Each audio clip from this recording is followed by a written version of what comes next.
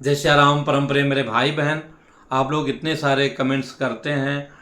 लगभग वो जो कमेंट्स हैं उनके उत्तर के स्वरूप में मैं वीडियो बना करके चैनल पर स्थापित किया हूँ। चैनल पर लगभग आपके प्रश्नों के उत्तर वहाँ पर विराजमान हैं। उसमें भी कई बार अगर मैं पाता हूँ कि बहुत अत्यावश्यक प्रश्न है जिसका वीडियो अपने पास नहीं है, जग हितकारी है, तो मैं प्रयत्न करके भले ही उसमें न लिख पाऊँ और उस टॉपिक पे जो है वीडियो बना देता हूँ। इसीलिए आप देखेंगे 16 सोमवार से संबंधित, नवरात्रि से संबंधित, श्राद्ध से संबंधित लगभग छोटी छोटी बातों को लेकर 25-25, 20-20 वीडियो जो है रखने का प्रयत्न किया है, अपने चैनल पर उपलब्ध हैं। ऐसे में एक रेगुलर अपने दर्शक हैं, भक्त हैं, भगवान की कृपा पात्र हैं, दीपांशु विश्वकर्मा जी संभवतः बहुत प्रश्न करते हैं, अच्छा भी लगता है कई बार। और उस सेम प्रश्न का वो कॉपी कर करके जितने भी नए वीडियो आते हैं सब पर भेजते जाते हैं। ठीक है, उत्सुकता है उनके मन में, मेरे मन में था जब जिस समय वो उत्सव आए उस समय मैं उसका उत्तर दूंगा तो बहुत सारे लोगों को लाभ मिल जाएगा। फिर भी उनकी जिज्ञासा देख करके, तो उनका जिज्ञासा ये था कि देवी भागवत में कहीं पर आया, मुझे याद नहीं, प्रश्न काफ़ी ढूंढा वीडियो बनाने के पहले, मिला नहीं। उनका प्रश्न कुछ ऐसा था कि देवी भागवत जी में आया है कि कलश के ऊपर यंत्र रखना चाहिए। तो ये बहुत उत्तम है, यंत्रों की महिमा तो बहुत बड़ी बात बताई गई है, बड़ी ही महिमा है। और इसमें भी तो जो हम कलश रखते हैं, कलश स्थापित करके उसके ऊपर में नवरात्रि का अथवा दीपावली का, तो उसके ऊपर में हम वो माता जी का यंत्र रख सकते हैं। यही नहीं, प्लेट में उनकी प्रतिमा मूर्ति भी रख सकते हैं। नारियल की जगह पर नारियल न रखकर प्लेट में चावल भर दिया अथवा फूल रख दिया या कपड़ा रखा, तो नित्य जो है फूल हटाते गए। तो उनको जैसे प्लेट में रहेंगे तो रोज उतारेंगे, फिर नहलाएंगे, धुलाएंगे, उनको सजाएंगे, फिर ऊपर बैठा देंगे। तो ऐसा भी कर सकते हैं। अथवा उसमें चावल भर के रखें और केवल माता जी को निकाल करके पूजा करके पुनः वहाँ बैठा दिया करें, ऐसा कर सकते हैं। तो यंत्र भी रख सकते हैं और जो है माता जी का रूप भी रख सकते हैं। इसके अलावा जो है सुपारी भी रख सकते हैं। उसी प्रकार से सुपारी में भी माता रानी का आवाहन करके रख सकते हैं। लेकिन उनका प्रश्न है कि गुरुजी अगर हम दिया जला के रख दें तो ये उचित नहीं। आप दिया को कैसे नहलाओगे, कैसे टीका लगाओगे? दिया को एक प्रत्यक्ष उनका ही रूप माना गया, विटनेस माना गया, साक्षी माना गया है। तो दीप तो प्रज्वलित करना ही चाहिए।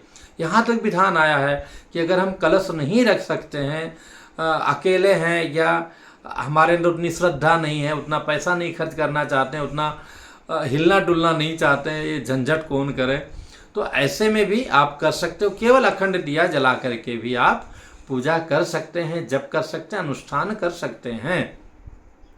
तो लेकिन अगर आप कलश के ऊपर माता रानी का रूप मान करके अगर आपने दिया रख दिया और किसी कारण से हवा है, कई बार लोग जो है पैकेट से घी डाल देते हैं, उसमें हवा भरा रहता है, दबाते हैं तो फुर्र से आता है, तो उसी पैकेट से ही बुझ जाती है अखंड दिया। तो ऐसे में मेरे भाई बहन, अखंड दिया रखना, ऊपर में अखंड दिया आप साइड में रखिए, लेकिन जो मुख्य माता रानी कलश है वहाँ पे मूर्ति रख सकते हैं, नारियल रख सकते हैं, यंत्र रख सकते हैं, अथवा नहीं है तो सुपारी रख सकते हैं। अगर आप दिया रखेंगे तो दिया का पहली बात पूजा कैसे करेंगे? अगर बुझ गया तो फिर आप क्या करोगे? और आप उनको नहलाना चाहो, टीका लगाना चाहो, सब कैसे हो पाएगा? उन्होंने कहा कि मेरे यहाँ प्रवाहित करने का स्थान नहीं। तो उस पर भी हमने लॉकडाउन में वीडियो बनाया था कि जो है एक गमला ले आई, गमला में जो है नारियल को जो है गाड़ दीजिए और अपने आप ऊपर आया नहीं, उससे मिक्स हो गया, तो मिक्स हो गया, वो प्लांट्स की तरह आपके यहाँ हो गया। तो ऐसा भी हमने करके दिखाया था। तो वैसा भी कर सकते हैं। तो मान लिया आपने मूर्ति रख लिया, तो उसमें फिर कुछ और तांबे का अथवा पंच धातु का, अष्ट धातु का आपने कलश रखा, उसी के ऊपर मूर्ति रख दिया है।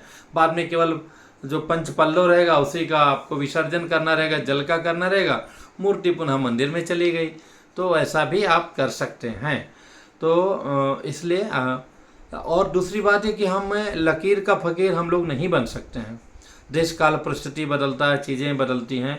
तो उस समय वर्तमान में जो कहते हैं ना, जैसे 20 साल पहले मोबाइल की जो स्थिति थी आज की कैसी है, तो कहते हैं ना अप टू अपडेट रहना पड़ता है। तो ऐसे ही कि हमें विधि भी करना, लेकिन वर्तमान समय में कौन सी सामग्री बाजार में उपलब्ध है और उसको शास्त्र की दृष्टि से हम ले सकते हैं नहीं ले सकते हैं, ये सब जान समझ करके ही उसका नियोजन किया जाता है। दूसरा प्रश्न आपका था कि जो सरस्वती मैया हैं वो कमला वाहिनी ज़्यादा पूजनीय है तो हंस वाहिनी। तो मेरे भाई बहन, हंस भी जो है नीर और क्षीर मतलब उचित अनुचित दूध और पानी को जैसे हंस अलग कर देता है, वैसे ही माँ हमें ऐसी बुद्धि देती हैं कि शुभ अशुभ को हम समझ सकें और जो हमारे अंदर अशुभ हो उसको हम दूर करें, जो राक्षसी प्रवृत्ति उसको दूर करें। तो माता जी की जो उपासना है हंस वाहिनी के रूप में विशेष रूप से माना गया है, वही उत्तम है। पुनः मिलूंगा एक नई जानकारी के साथ में। और आप लोग खूब प्रश्न पूछिए, हमें कोई दिक्कत नहीं, हमें प्रसन्नता होती है, लेकिन ये होना चाहिए कि प्रश्न से संबंधित वीडियो चैनल पर ना हो और वो सभी लोगों के हित में हो, तो ज़्यादा प्रसन्नता होगी। और कभी आप लोगों को उचित लगे तो वीडियो को भी शेयर कर लिया कीजिए। बहुत डाउन जा रहा है चैनल, काफ़ी व्यस्तता रही, काफ़ी चीज़ें रही, तो उसना चाह करके भी मैं वो समय नहीं दे पा रहा हूँ, लेकिन आगे से प्रयत्न करूँगा कि रेगुलर जो है हाज़िरी लगाऊं और अपने प्रभु जी की जो है कृपा से आपको सेवा प्रदान करूं। जय सिया राम।